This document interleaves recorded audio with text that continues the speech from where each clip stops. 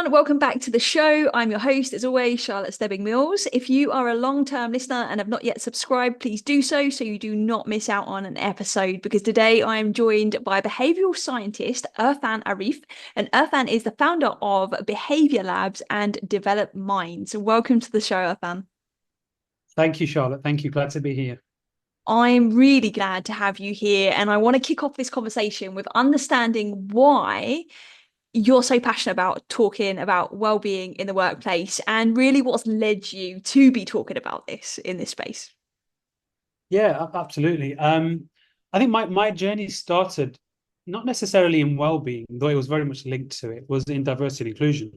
So my initial passion back in 2003, 2004 was around kind of in more inclusive workplaces. And a lot of that stemmed from my own lived experience. You know, a lot of racism growing up in the 80s and 90s, following through in the workplace. And what I often, and I ended up in that space where I kind of, my first job was diversity and inclusion officer or something for a local government organization. And what I quickly realized was a lot of interventions, or sorry, I should say, yeah, actually interventions were very much initiative led. And a lot of organizations, whether it was around diversity or well-being, would say, right, okay, well, let's do an initiative around healthy eating or something. And so they might have, you know, a fruit bowl of apples or something on in the meeting room instead of biscuits as they might normally do, which is absolutely fine. It's a bit of a nudge, and it gets people to think about that in meetings, but it doesn't actually have an impact on long-term behavior change. It's just almost kind of, as you mentioned, it's very superficial.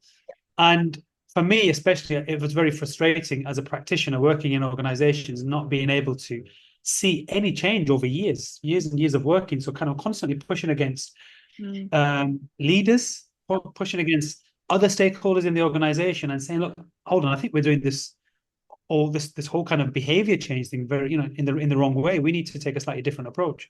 So that's where my kind of passion kind of came from, in terms of wanting to partly wanting to right the wrongs of my past and the experiences that I had. So kind of really kind of changing other people's behaviors, but also then kind of applying a bit of science and psychology to how people actually change behavior. So yeah, so it's a kind of combination of psychology and experience that kind of brought me together. I appreciate you sharing that, because there's a few different angles to go, isn't there? I mean, I think the most obvious one is some of the bloopers that I think we make in the workplace sometimes, thinking that giving you an apple is going to help you feel included in the workplace, even though you might be experiencing racism or sexism or something like that. And it's like just knowing that the left hand is speaking to the right hand, and knowing that these two things that they just tackle a very different side of well-being for a start, I think is really critical. Um, with your comment there about things, some of those kind of wellness interventions being more superficial, I couldn't agree with that statement more, which is often quite ironic given the fact that as that was back in the day how I initially started working with organizations.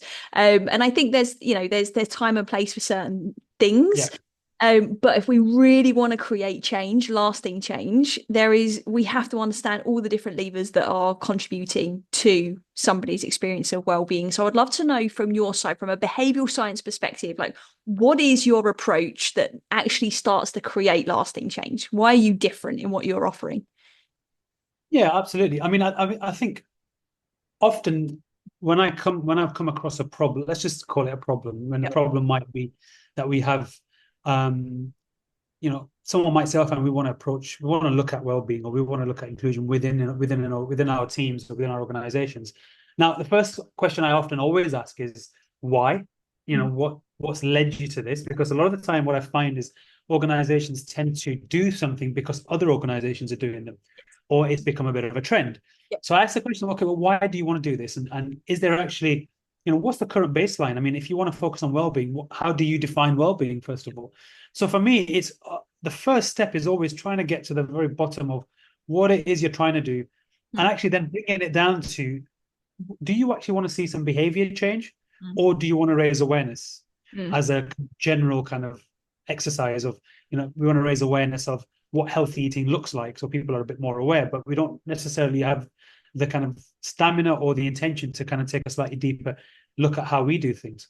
So from a behavioral science perspective, it's asking certain questions about and really kind of honing into what are the behavioral changes we want to make, Mm. and then what does that look like in terms of very specific behaviors, Yep. and then we might group that into behavioral systems, right? Yep. So health and you know, well-being is probably a lot broader than it used to be as a concept. It probably started off quite physical, maybe mental health, Yep. various other things, but now you've got financial well-being, you've got everything from sleep Yep. to kind of diet and various other things. And so it's much broader than that. So actually you've got to really take it away from that broad model and bring it back to, all Yep. right, well, what's the kind of key behaviors you're looking to change? Yep. So that is often my starting point always, is to understand why. Mm. And is there a behavioral element to it?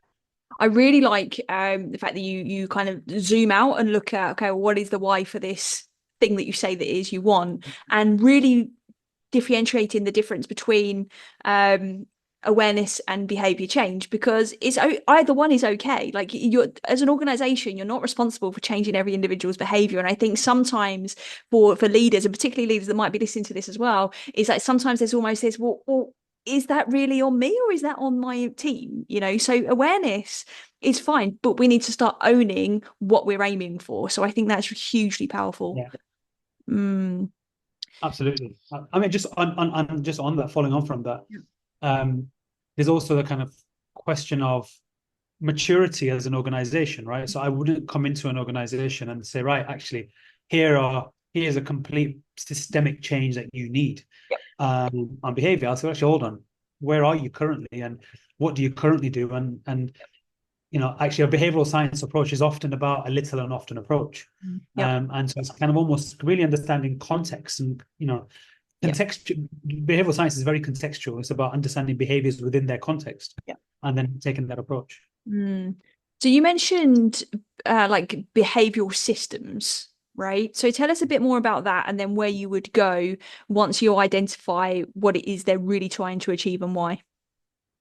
So behavioral systems is taking a slightly so what we know is that organizations are basically systems, right? Lots of different systems, whether that be behavioral systems in terms of how people behave in meetings, to how people behave out in the canteen, for example, to in kind of, I don't know, in their at their office, for example. So organizations, you can break that down into kind of several slightly higher level systems. So from a well-being perspective, you might say, okay, we want to focus on slightly physical behavioral systems, to maybe healthy eating systems, to mental kind of mental health systemic approach. And then we link all these together, and we kind of use them with a behavioral kind of map to understand that none of this happens in isolation, right? So that's why we use a kind of a systemic approach and say, what are the different actors, stakeholders, the moving parts that have an impact on whether behavior takes place or not? And so it's almost kind of, when I was studying, I did something called managing complexity. And that was really understanding how everything can be broken down into systems. And if you understand those systems, you can understand that complexity a little bit more and be a little bit more effective. And so practically, that might say, all right, we have a well-being strategy. What's the key objectives of the well-being strategy? And then the question might be, okay, what are the key systems within that well-being strategy that we can simultaneously have a go at, knowing that they're all connected in some way? So physically, you might say, okay, well, and I'm going to break it down even further into kind of specific behaviors. But you say, all right, physically, we know we want to take a series of steps to get people to take the stairs instead of the lift. Very specific behavior, right? Behavior. I'm not going to say we want people to be healthier, physically healthier, because that's an outcome, and that's very broad. And that if I stay at that, then we won't get anywhere. Actually, what's the very specific behavior we want to change? So from a physical kind of behavioral perspective, I might do a bit of a map and say, okay, well, what might influence whether somebody takes the lift or right next to it takes the stairs? What might be the drivers and the levers and so forth that might kind of have an impact on whether someone takes the stairs? And then link that also to other kind of behavioral systems. In this particular case, you might say, okay, well, the canteen, if we kind of build health, well-being into the kind of dietary side of things and kind of healthy eating and so forth, it has a knock-on effect on the physical side of things as well, right? If I'm eating healthy, I might want to continue that. So there's all that interlink. And so that's why we sometimes talk about systems in a slightly way where there's a lot of moving parts, basically. And how do we kind of make those moving parts work together in a way that has a slightly more long-term systemic change. Yeah, I like that. There's a lot of synergy in what you're describing and what we have, which is our well-working ecosystem, where we look at, okay, how does our policy affect some of our employee wellness, like categories like physical health, for example. But I think what would be really interesting to find out from your side and your experience is let's take mental health, for example, right? There's more studies that have just come out to show that we're not moving the needle at an organizational level, also at a societal level. But let's stay with organizations and look Yeah. at some of the influencing parts of the systems within an organization that could be contributing to that. What are some of the common things that you're seeing that are affecting something like mental well-being that maybe Yeah. are being overlooked? Because there's a lot of like mental health first aid and these kind of solutions that are coming in, but I don't know if they're solutions or if they're just resources. So I'd love to hear what your view is on that. Yeah, and I mean, mental health is an area close to my own heart generally, just because of experiences within the family, myself, and various other things. And I think for me, what you just mentioned that was interesting there was mental health first aiders. Now, that's a great resource Mm, as a solution after the fact, right? So you've got people that are suffering from mental health. So here we've got people that you can kind of come to, and even the term first aiders, yep. it's almost a kind of quick fix type of it sends out a certain message that yeah, come and speak to somebody about mental health.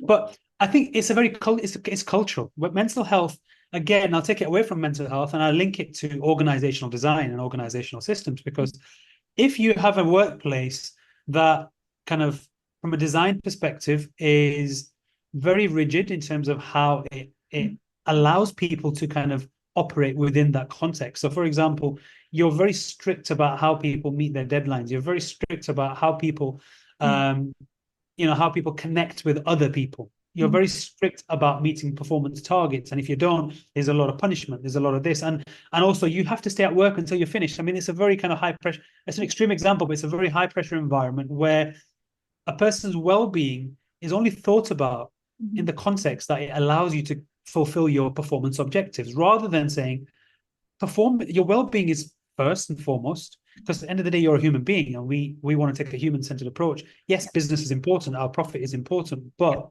unless we look after you, yep. you're not going to look after the business, Yep. right, in the best way you can. So I think we just really need a shift in terms of how we look at mental well-being specifically. And as the world gets more and more kind of hyper connected, Yep. as the world, as we are not, I mean, look, 10, probably 10, I don't know, you tell me, 10, 15 years ago, we probably didn't have the problem of, smartphone addiction and kind of Instagram scrolling and all of these. Our dopamine fixes have changed, right? Our dopamine kind of, so actually our organizational contexts have changed. And I think we just need to rethink Mm, take a step back and rethink organizational design yep. and understand culture, Yep. with the idea that we can get to some of the root causes of mental health. Now, obviously, a lot of people might have mental health, they might have problems at home. Yeah. Actually, how do we also then support somebody at home? And I think I'm part of a WhatsApp group, and someone put a comment in, it's a HR WhatsApp group. Someone put a comment in the other day saying, we've got a member of staff who's possibly suffering from depression. We're not sure how to approach him or her, Mm, and what kind of approach. And they were asking questions about what kind of approach would you take. yep. And I messaged them directly, in an individual message, and I said, look, we need to take a compassionate approach to this individual, because part of their framing of that message was, it's also affecting their work. They're not meeting their targets. And I said, well, we need to take a compassionate approach and say, Exactly. okay, forget the work for 2 minutes. Yep. How are you feeling? What's Yep. going on? How can we help you? Yeah, exactly. Exactly. Some good examples there. And I think I couldn't agree more. It's a lot about what we talk about is like getting to the root cause of an issue. But to do that, it's typically not one route, right? There are many different kind of hooks that have got in there. And you mentioned there like organizational design and again, something that is critical to address for all areas of well-being, whether it's mental well-being or anything else. But something that you mentioned as a good example is like rigid, right? If a company can be too rigid, that can Yeah. obviously have an impact. Based on your experience, can you give me any other examples of maybe some core mistakes when it comes to organizational design? Maybe just some themes that you've spotted that you think, yeah, this is really like an old hat way of thinking. Yeah, I mean, I think the most common one that you often hear about is this idea of um once first of all, there's a kind of one size fits all approach often, first of all, with well-being. But from a workplace perspective, it's often an overworked culture, right? It's a culture of um just get the work done at any cost. And Yeah. I think that's and even though I mean, I'll give you an example which was really kind of always stuck with me, and it's not necessarily linked to well-being, but it kind of there's a parallels here. Mm. I often see a lot of awards that organizations go for. And so when I was working in diversity and inclusion a lot 10 years ago, 15 years ago, I was looking at there was an index that says here the top 100 companies to work for, inclusive companies. Yeah. And so you'd have top, some of the big banks were at the top and stuff. And but then you'd look at their gender pay gaps and you look at their data, and actually it was the bottom, right? And what you can tell that from my perspective, my very cynical and skeptical mind would basically look at that and say, well, actually, that's a bit of window dressing, and you're trying to. I mean, so often I have a colleague, Stephen Frost, who used to work. He's a kind of D&I guy, and he led on the London Olympics D&I kind of approach, and he kind of he basically says that there's three types of organizations: organizations that are very legislative and kind of policy led, if you want. Yep.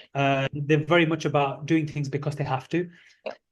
Level two, organization number two is more around marketing. We're doing this because it's more of a marketing led approach. Yep. We do it because it makes us look better or look good, or maybe that's not the intention, but that's the kind of approach that goes. And then there's the company, which is very much about leadership led, Mm-hmm. inclusion led, or well-being by design, inclusion by design. It's very much about understanding how these concepts actually make us better as organizations. Mm-hmm. And so a lot of organizations, they're the ones that are kind of very policy led and kind of very, I would often call that the first one. Although I would say a lot of majority of organizations, there are level two, which is the kind of marketing led approach.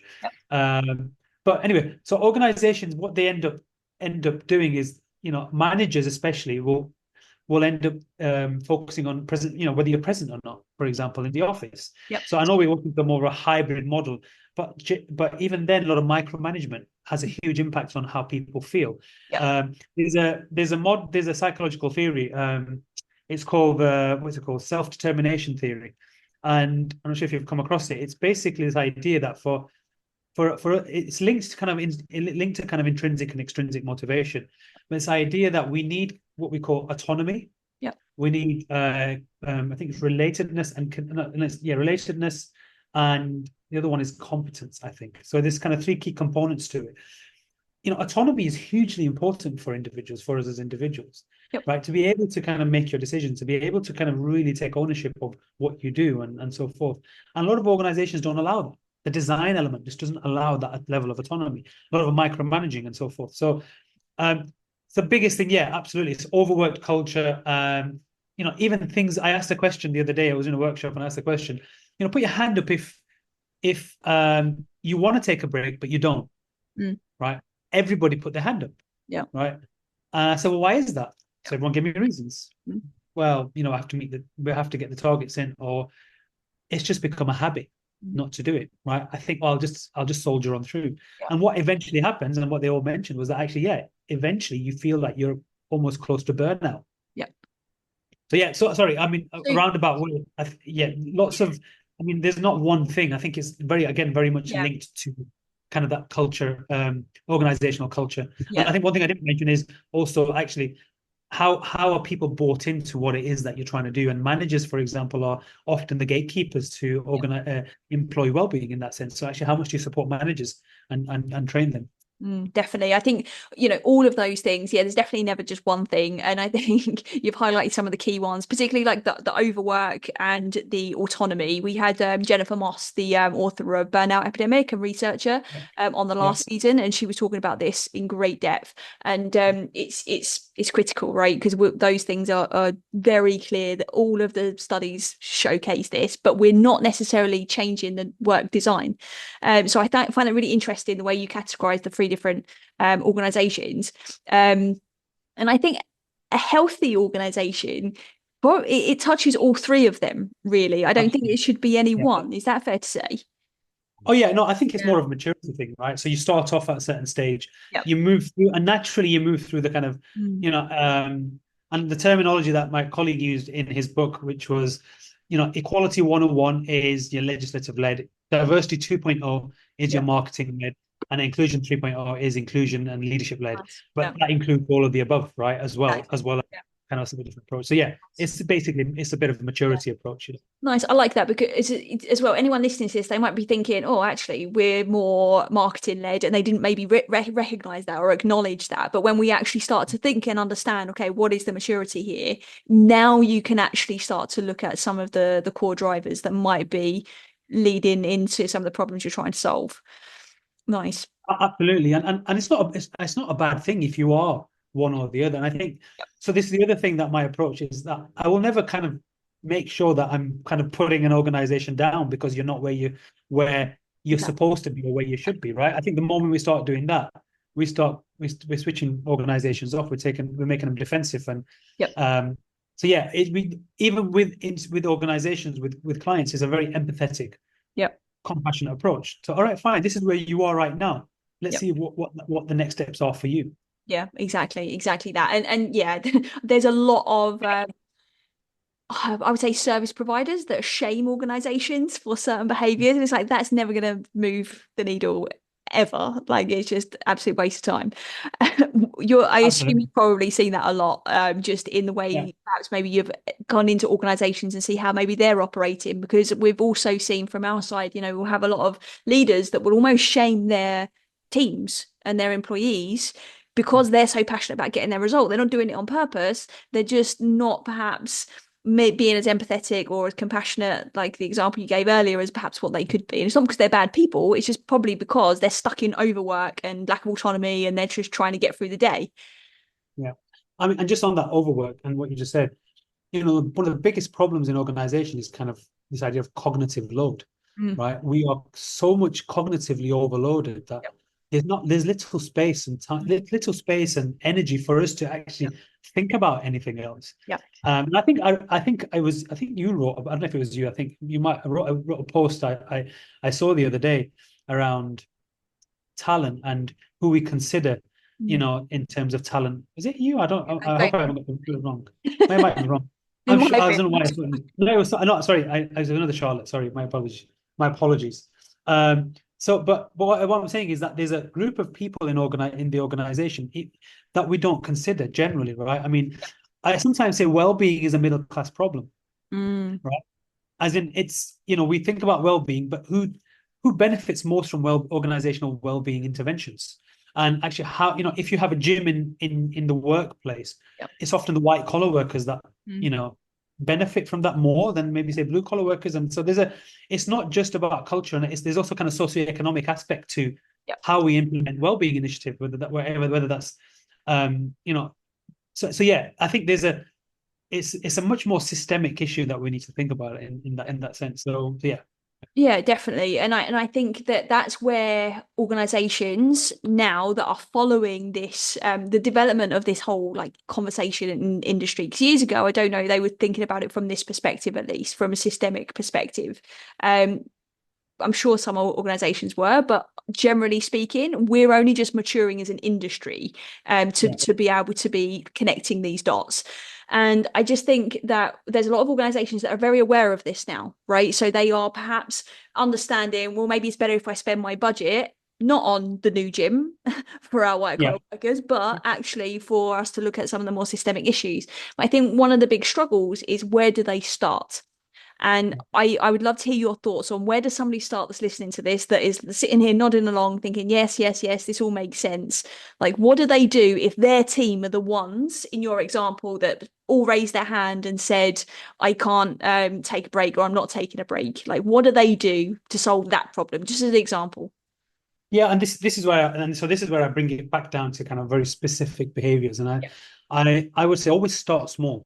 Yep. Always start small, that actionable behaviors that rather than broad goals. So Mm. you might have a broad goal as a team, but actually always start small, because ultimately what you're doing is you're trying to build new habits and undo old habits, which we all know habits are probably the hardest things to break, right? Especially behavioral habits, that are entrenched in the way we do things. And so they're entrenched in kind of our motivations, entrenched into kind of our biases and blind spots and so forth. So how do we undo those things? So if I'm working with a leader or a manager of a particular team, and let's just say they want to, they might say, okay, Irfaan, we need to reduce stress, right? For example.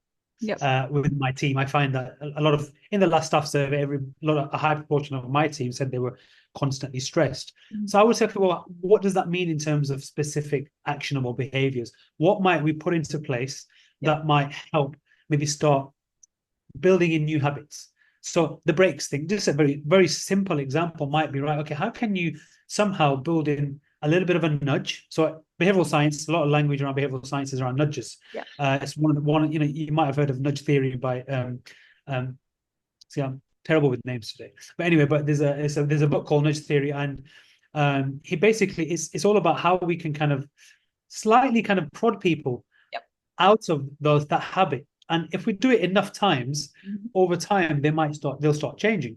So it's always about keep these behaviors as specific as possible. It might be that, have you drank water how do you drink water every hour? Now, that in itself, we can have an intention, but not necessarily follow through with it, right? So there's the intention action gap.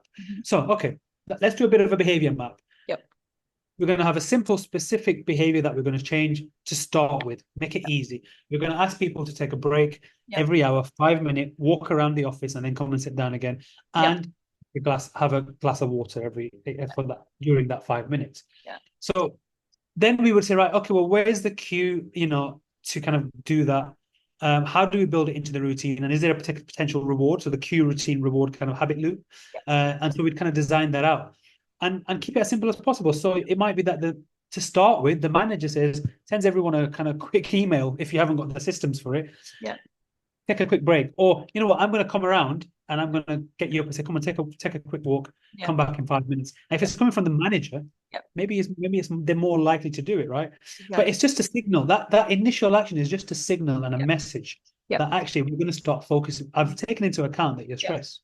And we're going to start focusing on it. Now, that's a bit of maybe a silly example, but you can get very sophisticated, but with very kind of easy and actionable steps. So can you give us an example? Because this all makes perfect logical sense. And for our logical thinkers listening to this, they're like, perfect, right? But give us an example of maybe a more complex issue. Let's maybe talk about compassionate leadership, because you mentioned compassion earlier. What kind of nudges and cues and what does that map look like for the leadership team to embody that? So again, I mean, compassionate leadership, again, it's an outcome in the end, or it's not a specific behavior. So I would ask the question, well, what are the behaviors the leadership team needs to put into place for compassionate leadership? Now, what is compassionate leadership? It's more of what's empathy? Empathy is about putting yourself in someone else's shoes, for example, or understanding. I understand what you're going through, but it stops at that. It doesn't necessarily go any further than that. I guess compassionate empathy or compassionate leadership is more about how can I help you? What can I do to make your problem a little bit easier? And so it might be saying, okay, well, again, let's make it very specific. Now, often leaders in meetings, for example, leaders might take the lead. They might start off with the topic of the day or the agenda, and they kind of go through it. And they tend to be the ones often speaking a lot. Maybe there are people that sometimes can't. So the question then might be, okay, well, what little actions can you put into place as a fixture within your meetings? The first one might be the leader is going to take a step back and not talk until everybody else has spoken first, for example, or create space for other people to speak. Just showing that little bit of vulnerability before you start to kind of then show that bit of compassion to say, well, actually, hold on, I'm one of you, really. I mean, I kind of go through a lot of issues mentally or whatever that might be. So the leader might start off by talking and sharing about themselves first. What we know is that people mirror other people, right? Social norms and social proofing is a big concept in behavioral science. And whenever we're designing behavior change interventions, social kind of proofing is one of the kind of most, I want to say popular, but it's quite an effective one. So a compassion. Sorry, go on. You're going to speak. I was just going to say, I think that the key theme there that I'm hearing is that you have to get specific, and you have to really get into tiny like micro behaviors. And then this is kind of my next piece, is like measuring it. How important is that in behavior change? Because there's a lot now, data. And now I think people are focusing so much on the data that we're forgetting about the other steps that we just mentioned. Yeah, no, you're 100% right. And I think behavior measuring is super important. I mean, the general cycle of behavioral science is kind of behavioral problem framing, understanding the behavior, very specific behavior, understanding the barriers to that particular behavior, then kind of moving into a bit of research, what works, what doesn't work, moving into kind of behavioral design, so designing the intervention, Yep. moving into implementation, and then measuring. Yep. And often behavioral science measuring, if done in a kind of scientific way, is you want to measure compared to a control group, so you can understand what actually works and what doesn't work. Yep. So for one group of leaders and their team, you might try one intervention. For another team, you might try another intervention, Yep. and actually measure it using whether that's one-to-one interviews, whether that might be quantitative survey feedback, maybe you're doing pulse surveys, maybe there's a kind of another measure around productivity that you can somehow link with that. But I think definitely measurement is super important because it allows you to then go back and say, right, okay, well, what works and then what doesn't. Exactly. And I think that's often, there is a lot of data, but it's not always used to measure. And one of the biggest problems we have as a behavioral scientist is that we emphasize measurement as a big part of it at the end to see what's working. And often what that requires is a slightly longer term kind of patient approach, whereas not a lot of organizations might want, understandably, quick fixes. Yeah. Right? Yeah. And I think, like, how do we overcome that mindset? How do we overcome that behavior? Because that's a behavior. Like, I'm expecting the golden answer now. Because that's the question, isn't it? Yeah, no, I think first of all, I very rarely talk about it from a behavioral science perspective. Behavioral science in itself, people say, well, what is it? Do you give therapy? And they don't understand it, right? Yep. And so when I speak to leaders, it's about saying, well, how can you create sustainable change within your organization? Yep. And it's linking it ultimately with leaders, it's linking it to performance. Yep.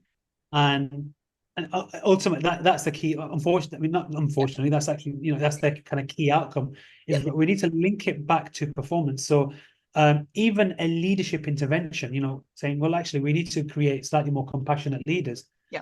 A lot of people might think that's a bit soft, right? It's a very kind of softy type of behavioral approach. Why is that important? Yeah. And it's kind of almost identifying the benefit of that. And saying, well, actually, if you get this right, this is what the data will show. But from going back to your question about behavioral science, how do you get leaders and staff to kind of really understand that? And not understand that, kind of buy into it, because I won't lie to you, that's the biggest problem that I've often had is how do I translate the benefits of behavioral science without kind of putting people off, because it can seem quite complex at times, which is ironic given what it's trying to achieve. It's just simplifying it again, just simplifying the message. Your team's performance actually can be broken down into behaviors. Some behaviors are friction points, some behaviors are fuel, right, for performance. We want to focus on the friction points, the barriers, the obstacles. If we can focus on those, we can improve performance. And so ultimately what I'm trying to help you do is improve performance by challenging those friction points.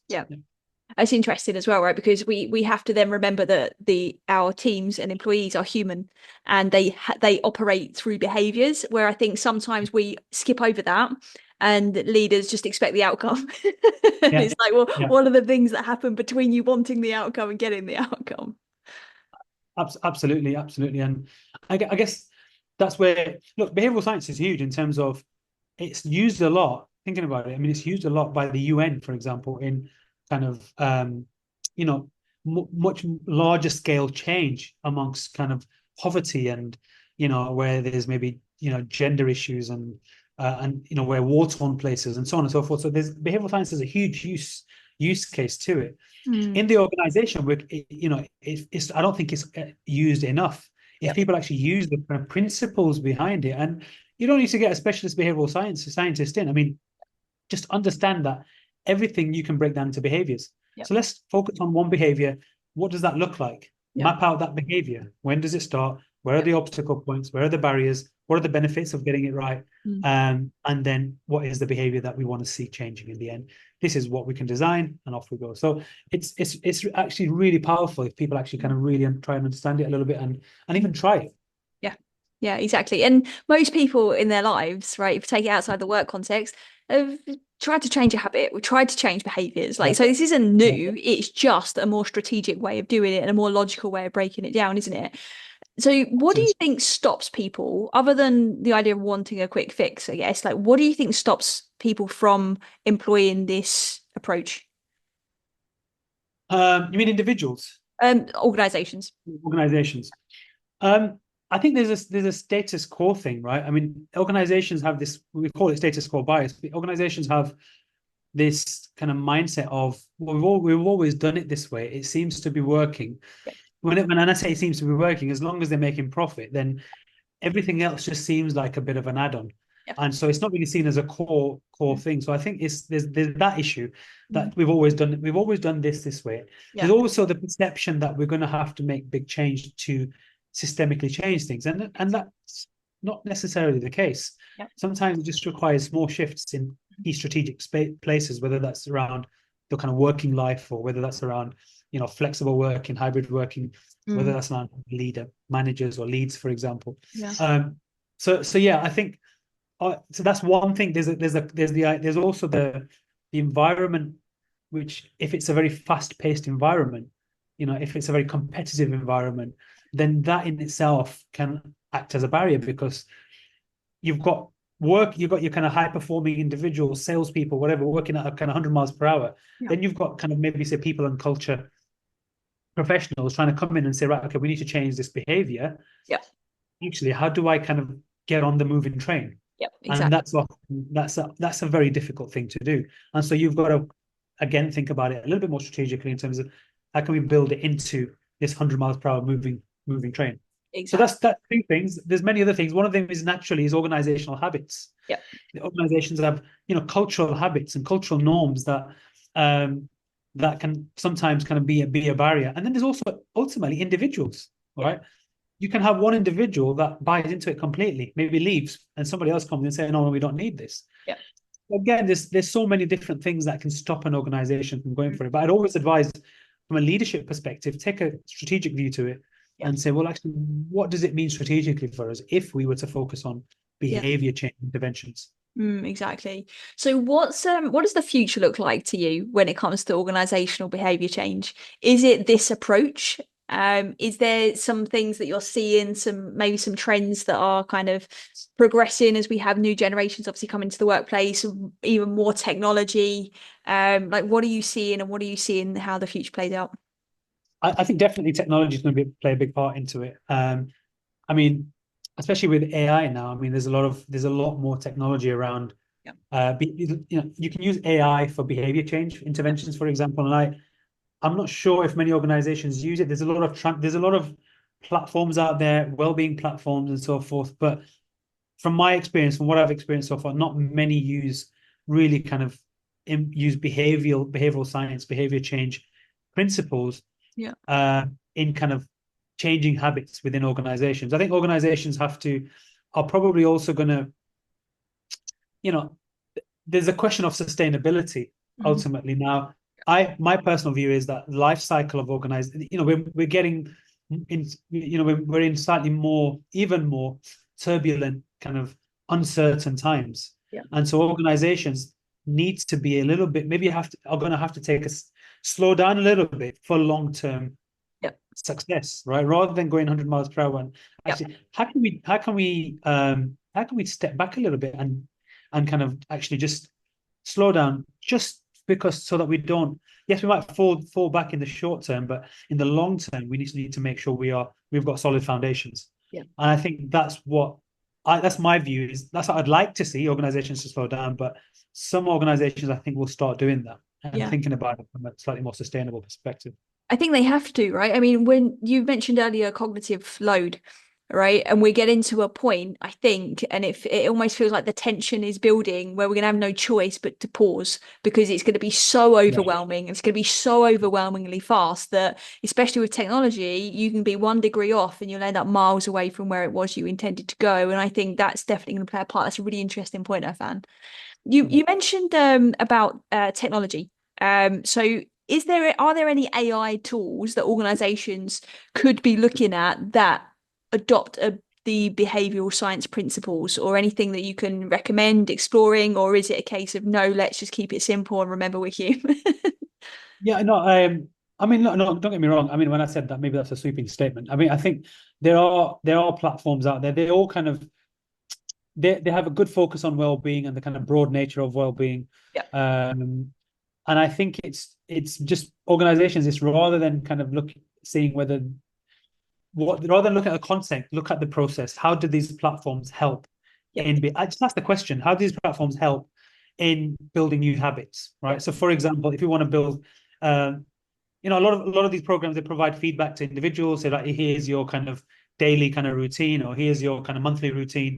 Um, Again, it's how effectively is that used? Are you actually seeing some kind of change and benefit from that? Again, are you measuring it? Yeah. So I'm not sure off the top of my head. I'm just trying to think now. I can't see a huge amount. I know there is one, and it's the name kind of evades me.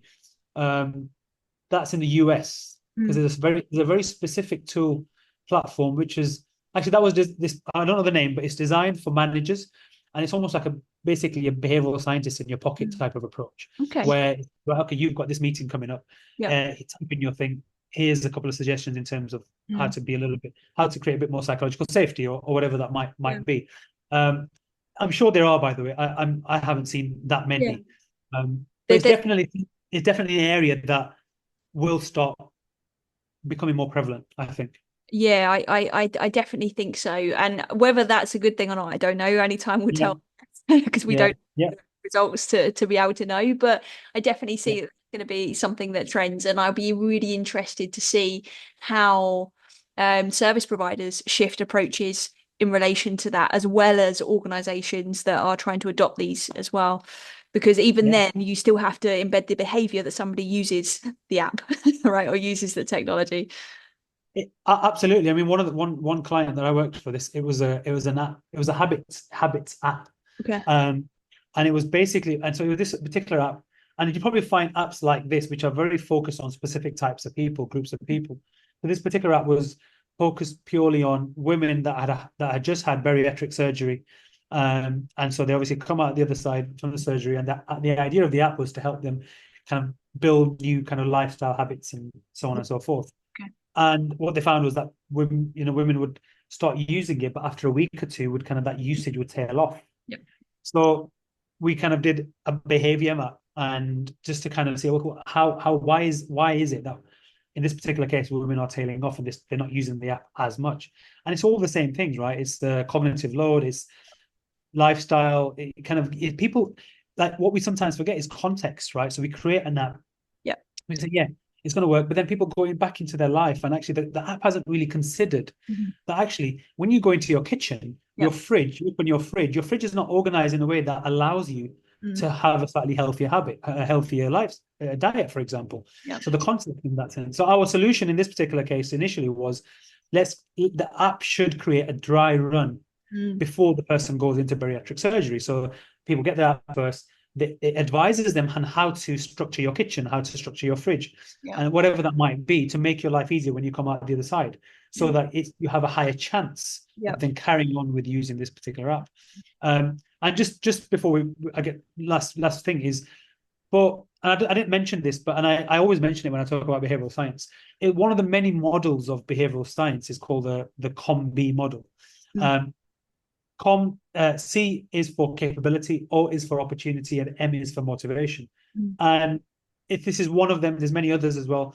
But what this particular model says is that for behavior change to be successful, you need these three components. Yes. Capability. So, can somebody, if you go back to your point around compassionate leadership, for example, Do leaders know how to be compassionate? Do they have training on what compassion is, on what leadership, how to kind of effectively lead someone who's going through a difficult time or whatever that might be? Yep. That's the kind of capability part. Opportunity part is about the context, the environment. Yep. You know, whether it's the physical environment, whether that's a social environment. Yep. Socially, within your organization, is compassion a thing? Do we normalize this idea of empathy, or actually is it a very, I don't know, macho or toxic culture? Yep. So then that in itself, even though the leader is compassionate, does not allow that behavior to come through because of the culture, right? Yep. And then the final one is motivation. Yep. Does this particular leader have an intrinsic or automatic motivation to be compassionate, or do I need to think this through a little bit more, understand what the benefits are, what the purpose is, and then kind of carry out that particular behavior? What are the kind of fears and what are the kind of barriers for me? And it's a much more considered approach. So if you have those three things and you map it out according to those, you can then, again, your behavior is more likely to be successful. Yeah, and that makes perfect sense, right? But if we think about that before we introduce a well-being app or something to a team, because you're going to be using all that energy, you're going to think it through. But if we just throw an app in and we don't do all of those three things, then it's going to just fall completely flat, isn't it? Yeah. Okay, Irfaan, so tell me, what is the one thing out of everything you've shared that you would love our audience to just take away? If there was only one thing, what do you want them to remember? I think lasting well-being is not about making drastic changes. I think it's about taking small, easy to do steps, and then building on those. And it seems very kind of common sense, and that, it's easy to do, but ultimately that's what it's about. For individuals, especially for organizations, it's just asking the question, why are we doing well-being? Right? Just re-ask the question and actually do, maybe consider it for them across those three key areas. Do we have the capability as an organization? Do we have the right environment? And do we have the right motivation? And then just start from that as a starting point. Perfect. Amazing. Irfaan, thank you so much for your time today. I really enjoyed what you've shared, and I'm sure our listeners will too. Where can our audience come and find you and follow your work and continue the conversation with you? So I'm mostly on LinkedIn at the moment. I've got a website, www.developminds.com. It's not the most engaging or active website, but that's where you can find me. But definitely LinkedIn is, I'm always on LinkedIn. I'm always posting stuff. So happy to kind of engage with people. Amazing. All right, brilliant. Well, thank you so much. And I look forward to continuing this conversation offline at some point as well. Absolutely. I look forward to it. Thanks, Charlotte. If you enjoyed this episode and you haven't done so already, hit that subscribe button so you never miss an episode. Then share it with a friend who you think might benefit. Spread the word. That's how we're going to impact the world, by helping each other. We appreciate you so much, and as always, unconditional love and wellness to you.